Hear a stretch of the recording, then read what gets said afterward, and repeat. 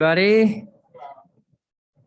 I'm going to leave the question of why we read Kohelet, Ecclesiastes on Shabbat Hamoed, but I think in short, it's a complex and challenging book, and in some ways, it flies in the face of the most important command for Sukkot to be happy, because it's kind of a dark book, and it's also a book that barely made it into the canon, because the rabbis were conflicted about it because it has some heretical ideas in there. But I think that's also the balancing act of Sukkot, this holiday of fragility and this holiday of joy. But we'll leave it at that, and we can discuss it next year. So I asked, why this Torah reading? This Torah reading that comes on the heels of or describes the golden calf, which broke up the detailing and the plans for the construction of the Mishkan, which happened in the portion before, which will be picked up afterwards in the next portion in Exodus. But why do we read the story of the golden calf on this Shabbat? Anybody have an idea? Roberta, is that a hand, or is that I'm not sure.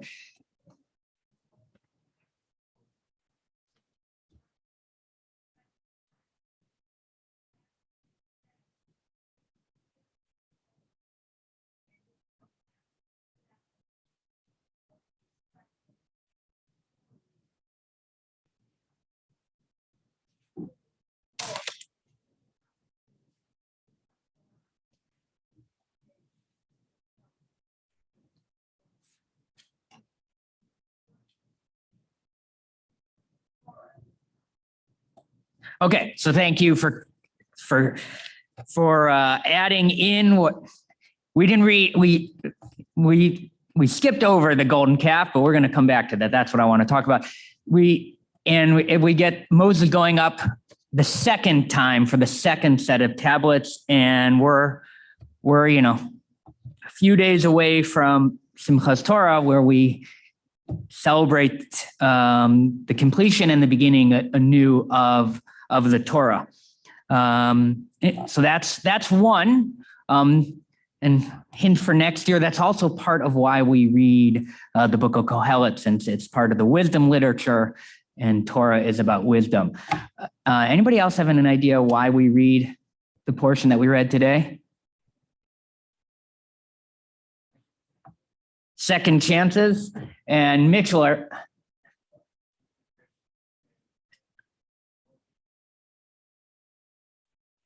a warning?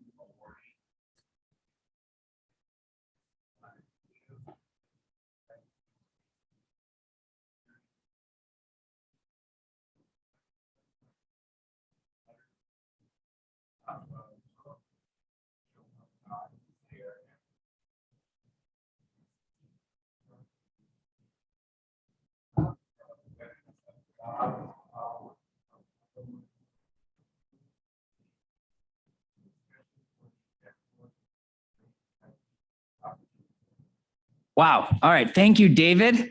I'm not sure I could paraphrase that. I'm not sure I got all of that. What?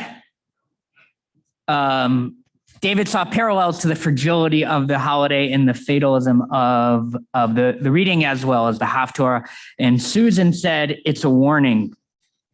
So I want to go back to Roberta, and it's fitting that I want to go back to Roberta because I want to go to a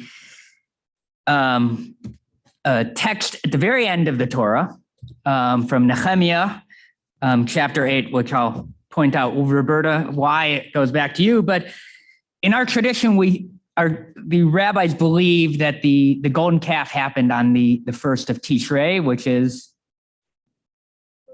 thank you, Rosh Hashanah. And Moses going back up in the reconciliation, the second set of tablets was given on the 10th of Tishrei, Yom Kippur. So in the eyes of our tradition, Yom Kippur is about reconciliation with God. It's when we do our national tshuva, not only our personal tshuva of repentance.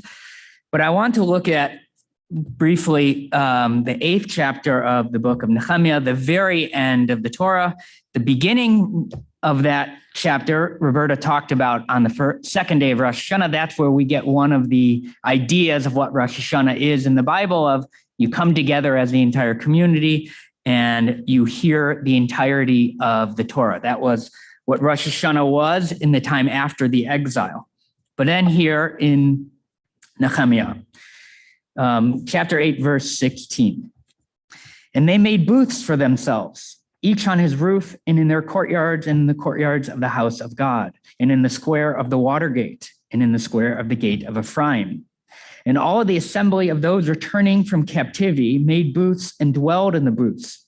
For the Israelites had not done this since the days of Joshua till that day, and there was great rejoicing.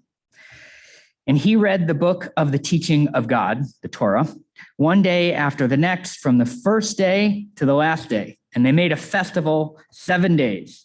And on the 8th day, there was a convocation according to the law, according to the Torah.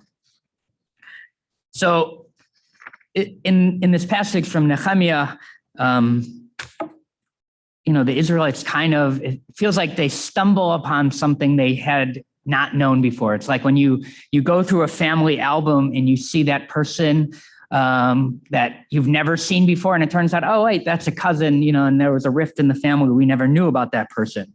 It feels like the Israelites in that passage are learning about Sukkot for the first time. And the rabbis in the Talmud ask, could it possibly be that they had not known about this holiday, or they had not celebrated it by building Sukkot? And the rabbis in the Talmud have said, of course not. Of course they actually celebrated it, but that this celebration was unique.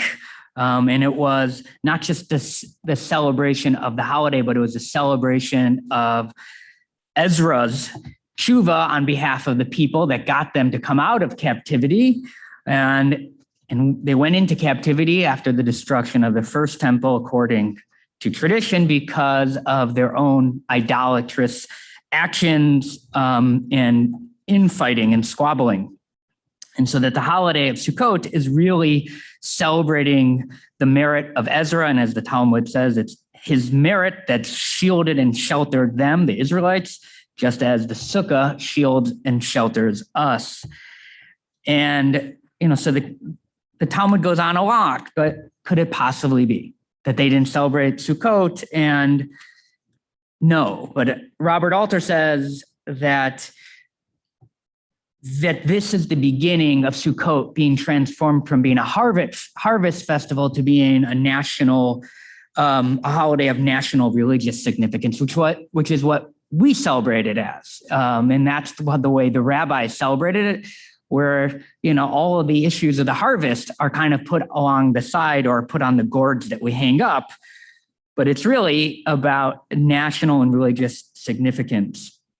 And the point of the Torah reading today that I want to relate to Ezra is that in the book is that when Ezra and Nehemiah returned from exile, which was the punishment for the idolatry of the first temple generation, it was a celebration of God, a celebration of the Israelites over idolatry, which is what the reading that we did today. Moses going up and creating the second set of tablets, he did that all with God. There was partnership, and that's a celebration of the Israelites and their connection to God over idolatry. And in that way, when we enter the Sukkah, it's really the successor of the Mishkan, which was built after Moses came down. And that's where we celebrated God's presence within our community. And in that way, that Sukkot really is the celebration of our community being with God and our triumph over the sins of previous generations. And I think it's a powerful thing to think about. Sukkot represents so many different things, but this triumph over the sins of the past and the perpetual hope that we'll be able to do that in the future is what Sukkot is about. at least in part. Now we turn to Musaf and perhaps to a little more idolatry, as we will do Hoshanot. But that's in the eye of the beholder. Oh, do we do that? We do Hoshana, but without the lulav. Yeah, okay. So Yeah, is it still idolatry?